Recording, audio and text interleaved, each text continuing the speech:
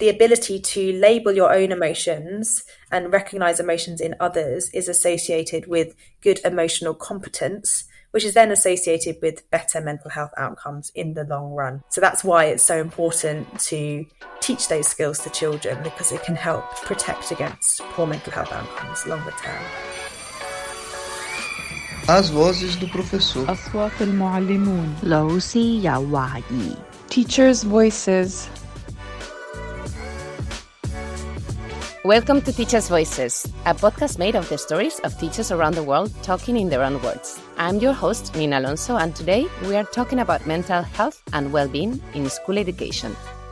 As I shared a couple of days ago in our Teachers' Voices WhatsApp group, I'm also learning how to take care of my own well-being, and for me, it helps to be as close to nature as possible.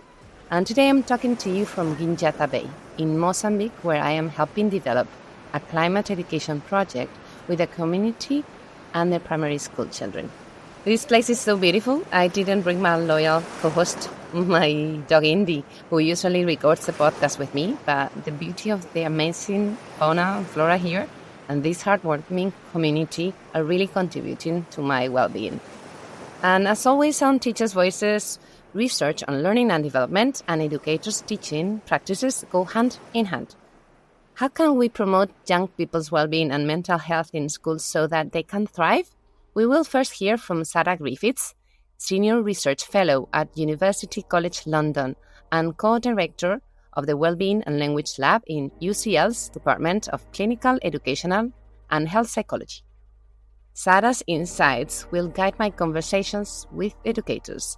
First, we will hear from Sister Zeph, the inspirational 2023 winner of the Global Teacher Prize, who built her own training, a school and a vocational center that have so far given thousands of marginalized children and women access to learning in Pakistan.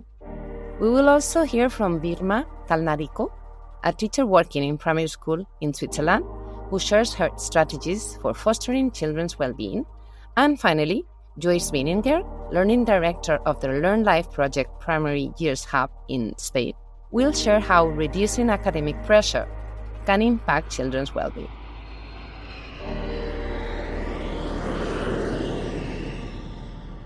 We start our journey today in England, near London, where researcher Sarah Griffiths waits for us. Hello, Sarah.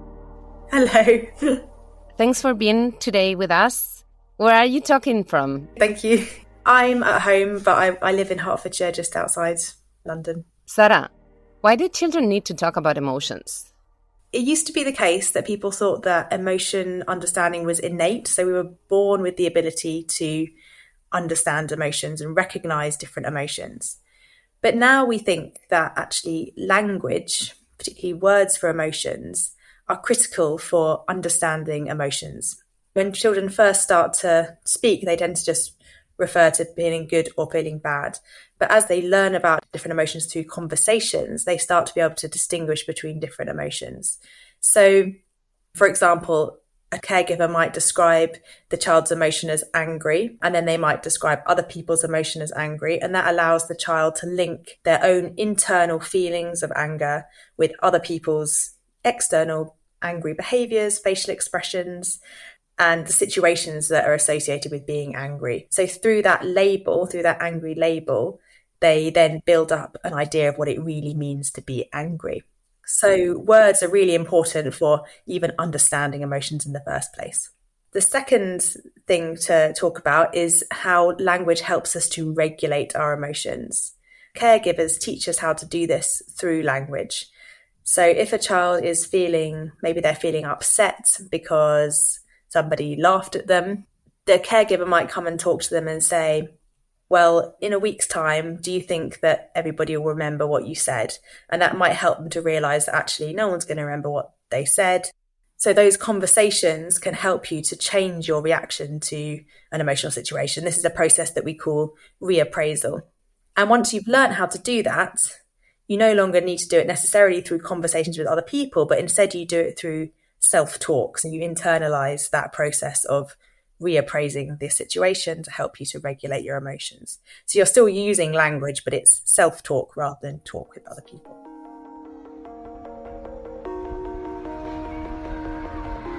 To learn more about the conversations Sarah is talking about, let's travel to Pakistan to visit inspirational self-trained teacher Riffat Arif, known as Sister Zeph, whose personal experiences shaped her journey in education, which led her to build her own school and a vocational training for women. Her devotion was recognized with the 2023 Global Teacher Prize.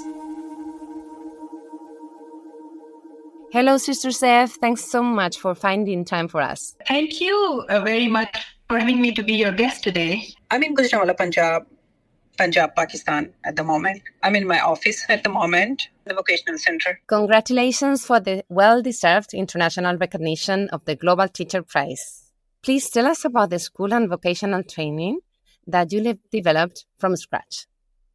3,000 children completed their 10 years of free education during the past 27 years. 6,000 women have completed their vocational training from our vocational center. 100% children are from underprivileged background. This is why we give 100% free education to these children, because otherwise they cannot afford. Sister Zeph, what drives your passion in education? Change. Whenever our life is transformed, whenever I see the change around me because of my work, it gives me more power. It makes me more passionate to do more, to transform more lives. How did your own journey shape your mission? I left my school due to some reason when I was in 7th standard. And one day, walking in the street, and I saw some students, the girls, they were going to school. And when I saw them going to school, I felt in my heart that in my life, there is no more hope. Everything is over. And now I have no future. What am I going to do now? I realized that if I have no education, there is no future. There is no hope. There are no dreams. And I cannot set any goal. And I cannot have a hope to achieve any goal in my life. That feeling was so strong. At the right there, at the same moment, I decided that I have to continue my education no matter what. Along with that, I talked with some of my friends and I said, I want to start a school. My first student was my younger sister. In the beginning, my family thought they are just playing. Even my classmates, the other children who were my students for 1 or 2 days, even they thought that this was just a game. So I started telling them, ask me any question and I will give you its reply. Some of the children would make fun of me, but I managed. When I started giving them answers, I had to read newspapers, I had to listen news. That was the time when we had a black and white TV and there was no concept of internet. So I had to do a lot of research. There is a market where there are old books on the road and they sell them for a very small price. And I would buy that with the money that my parents would give me for munchies or pocket money. So this was the beginning of the school. And this is where my journey started. You have to put in a lot of effort to train yourself, right? I decided that I will teach myself and I will not go to any institution or I will not take any tuitions. And I did it. So I kept teaching myself and I go to master's degrees as a private student. I would prepare for exams at my home. I would study 4 hours a day. I would work as a child laborer for 8 hours a day and I would teach in my free school in the evenings for 4 hours a day. And I have been living this life for 17 years. When I read about your journey, one of the things that impresses me the most is how much you care about the mental health of the most marginalized children and young women. Actually, their mental well-being has always been my priority because if we are not happy, if we do not have happiness inside of us, if we are not enough motivated for the future, if we do not feel hopeful, we cannot achieve any task. We cannot do anything. And the children who come to my school or the vocational center, the young women, they're all traumatized because since their childhood, they have to face poverty and hunger and physical and mental violence. Sarah Griffiths explained how conversations between caregivers and children can help kids change their reactions to different emotions. How do you create a safe space for traumatized children to start opening up and express their emotions and feelings? Somehow I got myself trained to treat every individual as an individual person. And I have this capability by nature that I can read faces, I can read people, I can tell what they are going through, I can feel them. The first thing I do is the compassion. Let me give you an example. There is a child whose both parents have abandoned them because both of them are drug addicted. And I have been thinking how to help these children. I have given them admission in my school, and the child, when she was sitting here in my office, I called her and I gave her a tight hug for 2 minutes.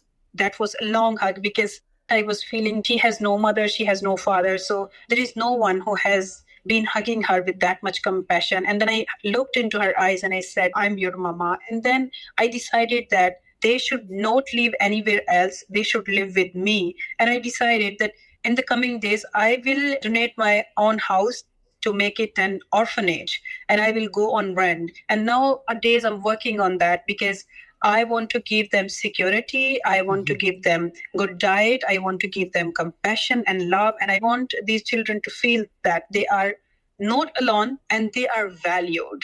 Mm-hmm. Your devotion to these children is heartwarming. And once they are in a safe space and they feel welcome, how do you help them identify and manage their emotions? First of all, I make a connection with my children, and this is what I make them feel. And then we organize different sessions with the children where we help them to understand that they should value other person's opinions and they should listen to them and they should not judge. You said there was a time when you felt hopeless, you had lost all faith in the future, and that is what you want to protect children and young women from. How do you help them identify and reframe these feelings of hopelessness? I show them the ways how they can have big goals in their life. I keep telling them that this possibility is there. You can do this. If you have this skill, you can achieve this. If you have this skill, you can achieve this. And then I provide them the opportunities to learn those skills. And those who are desperate to achieve something in life, they learn. Mm-hmm. And they build their capacity to reach that level where they should be, where they have to be, where they dream to be. Actually, I have set an example for them because I have the same background. They know that how my life has been transformed. Like if you visit my office, you will see that here I have a picture with the president of France and the director general of UNESCO and the prime minister of Pakistan and former prime minister of New Zealand. And if I can reach this level, maybe you have seen that I was attending the European Union's program, speaking there. If I can reach that level, why my students cannot reach that level? So I have set an example for them already. Mm-hmm. This is why they have high dreams. They have high goals because they have dreams and they are hopeful for their better future. Thanks to Sister Zeph for sharing her inspiring journey and her tireless work motivating children from unprivileged backgrounds to keep on with their education, supporting them to believe in themselves and their futures. Let's travel back to England to hear about Sarah Griffiths' research on the role of language in identifying and expressing emotions. Sarah researches what happens when children can't express themselves well and the impact that it can have on their mental health. Many children have a condition called developmental language disorder, and this is a really common condition, but it's one that lots of people haven't heard of.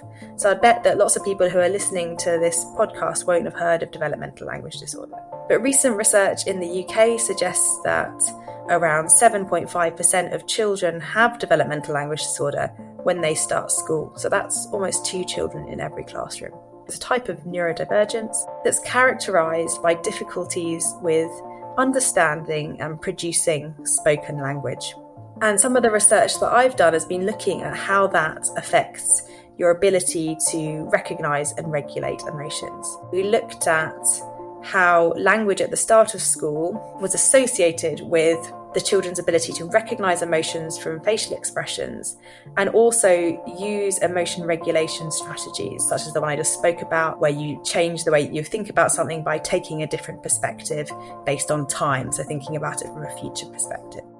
And we found that children who met the criteria for language disorder when they started school were poorer at recognising facial expressions at the end of primary school. And similarly, language also predicted the ability to use those emotion regulation strategies.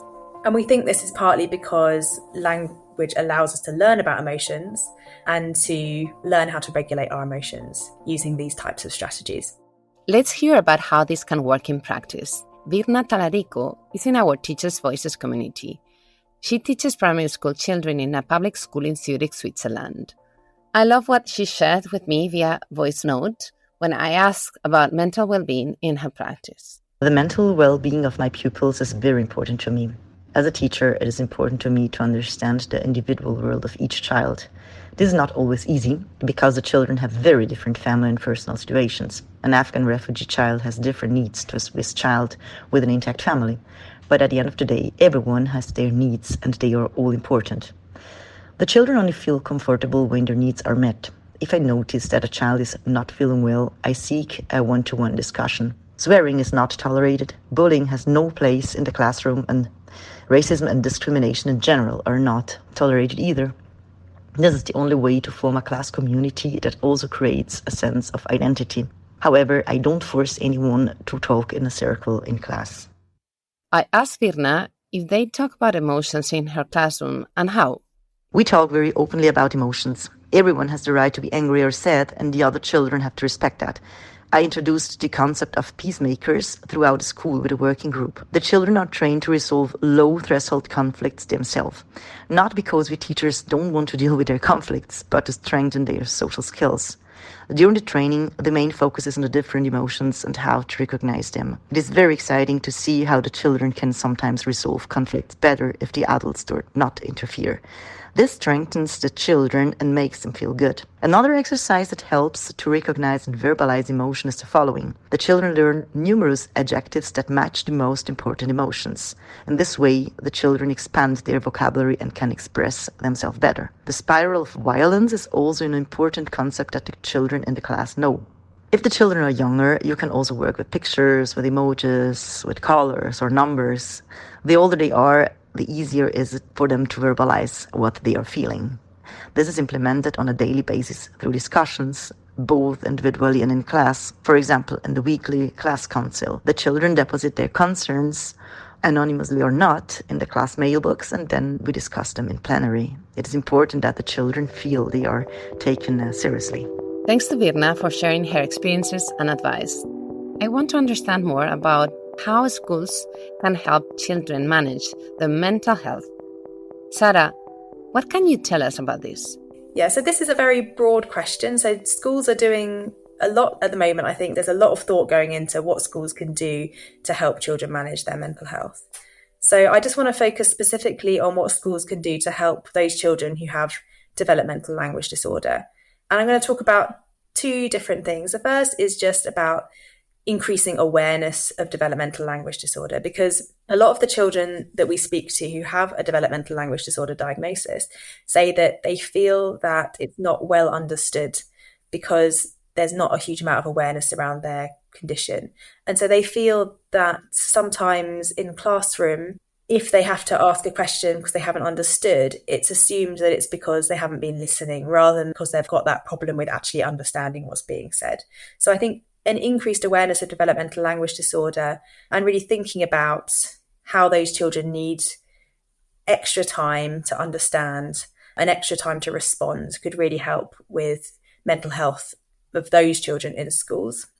And the second thing is to think about the provision that is being provided in schools for mental health. So things like psychoeducation and mindfulness training are really designed with neurotypical children in mind, but they're very language heavy because we use language a lot to deal with our emotional response to things. So I think there's been very little so far done on thinking about how we can adapt those interventions for children with poor language. And it can be quite simple things like slowing the speed of delivery and making sure that there's visual aids alongside spoken and written language, breaking instructions down into bullet points, things like that. One thing that teachers can be aware of is that language disorder is a risk factor for poor mental health. So, for example, if you have a child who has got into conflict with another child and then they find it difficult to talk about why that happens, that could partly be because they have a language difficulty. So that's one way to identify children who might have a language difficulty underlying their difficulties with talking about emotions. Let's travel to Castelldefels near Barcelona in Spain. On our Learning Variability episode, we learned about an innovative school called Learn Life from Emma Bacol and Devin Carberry. Today I am speaking to Joyce Vininger, who leads the learning programs for younger students at Learn Life. Joyce picks up my call during recess in Learn Life's beautiful eco hub next to the Mediterranean Sea. I can hear children and some planes in the background. Hello, Joyce. Hello, Nina. I'm going to just move outside because it's really loud in here. It's loud everywhere here at our little eco hub. So there we go. I think I found a spot. Joyce, where are you now? I'm in Barcelona at our eco hub. So the Learn Life Eco Hub. This is our primary years program. So right on the beach. It's lovely. And there's the airport. There go the airplanes. So sorry. You spent the bulk of your career in the United States working in public education in disadvantaged school districts and wearing different hats. It must have been a change to come here, right? I moved here specifically for this job in Barcelona as the primary years director. The way we do our learning is embedded in what's called building blocks instead of subjects or content areas. We call those our building blocks. One of those is focused entirely on well-being. What lessons from your previous experiences did you bring with you into this project? What I slowly discovered over time was that project-based learning got us farther than studying and regurgitating for tests. If somebody were to ask me what is the number one way we take care of learners' well-being at Learn Life, I could rely on social emotional, but I think our number one thing is we take away the pressure of school. We take away academic pressure. I don't know how you were as a learner, Nina, but for me personally, and this is not reflective of why I landed here at all, but in third grade, my parents told me that my third grade teacher, she was a lovely teacher, told my parents that maybe I should get counseling because I was so upset when I didn't get 100% on tests.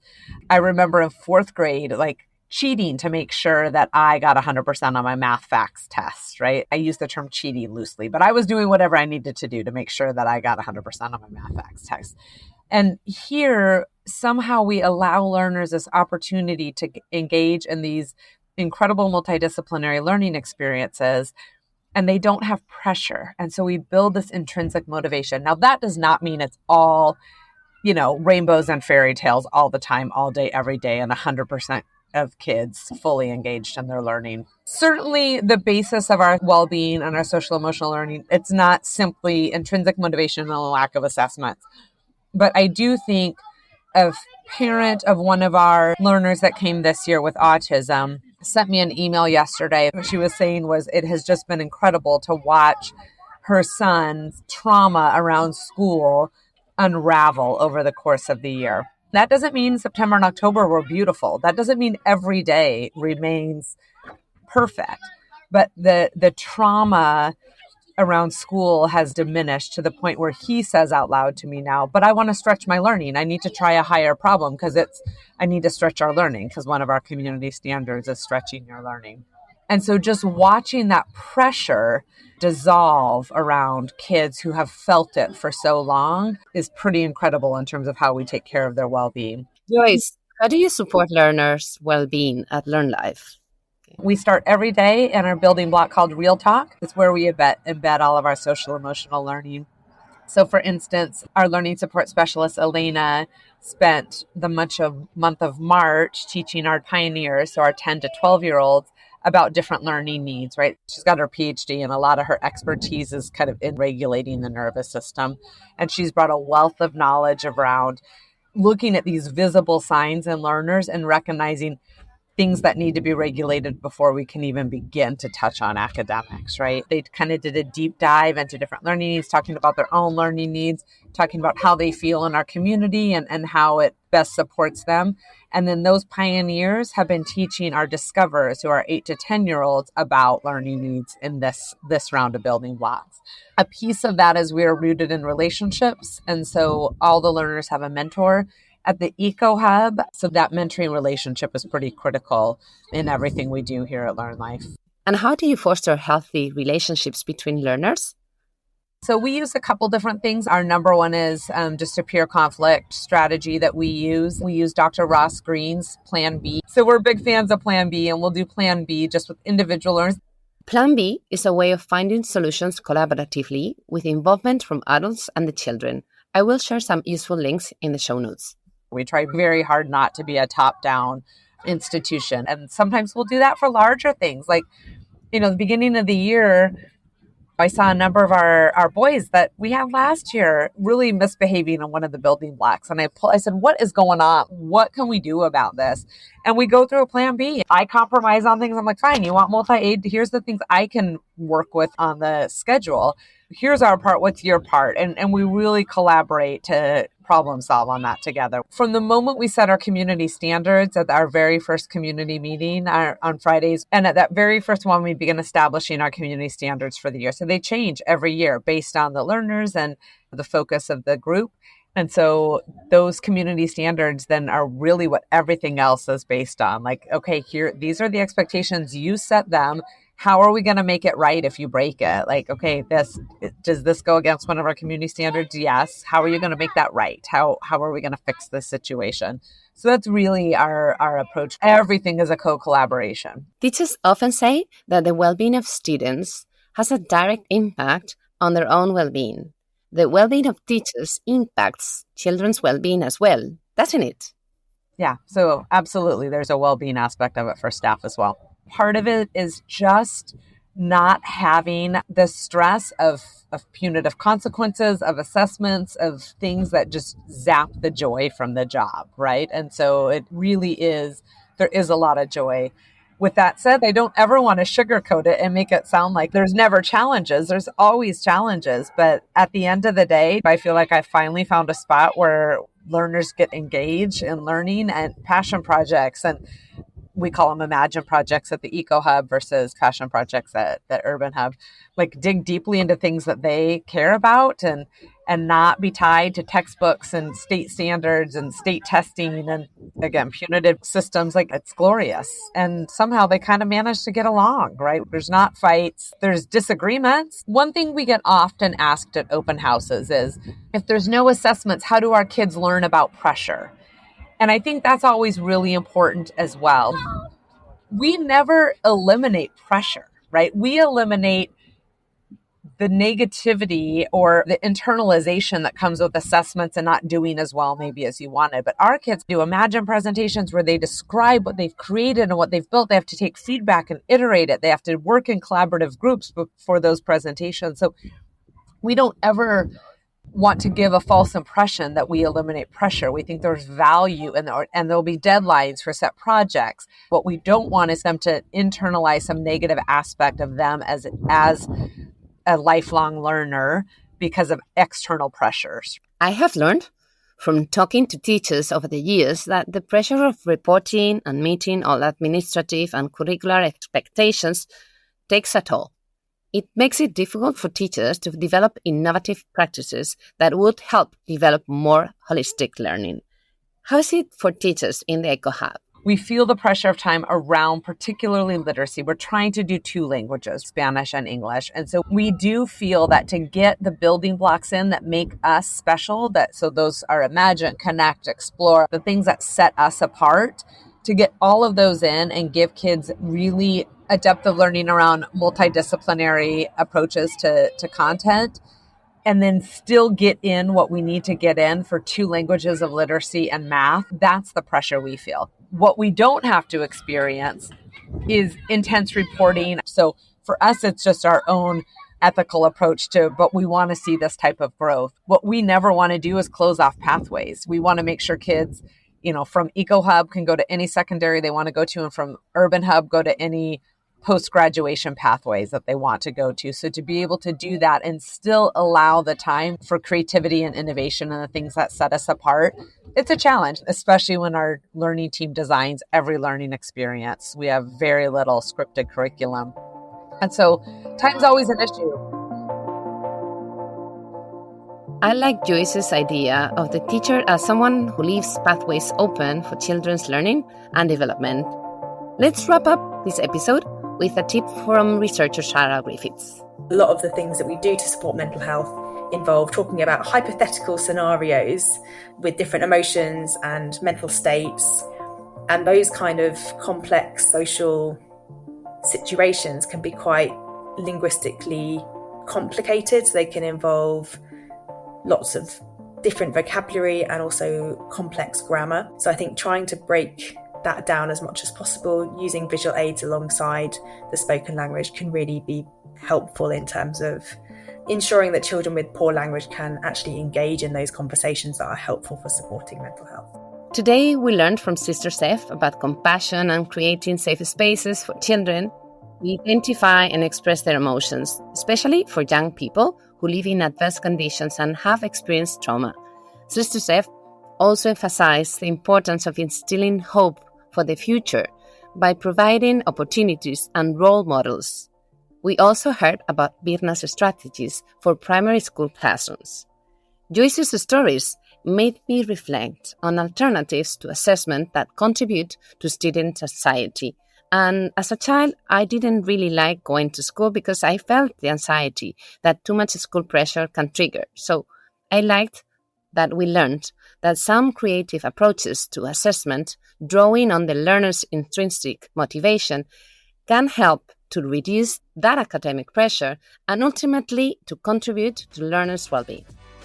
I hope you have enjoyed this episode about mental well-being in schools. You can learn more about our guests in the show notes of the podcast and on bulk.expert. What did you think about what we discussed here? Did you find useful the tips that were shared by Sarah Griffiths and the educators? Did you learn anything new? Is there anything that you would like to tell us about that could contribute to this conversation? Please engage with us in conversations in social media. You can also join our WhatsApp group, and you will find the link in the show notes.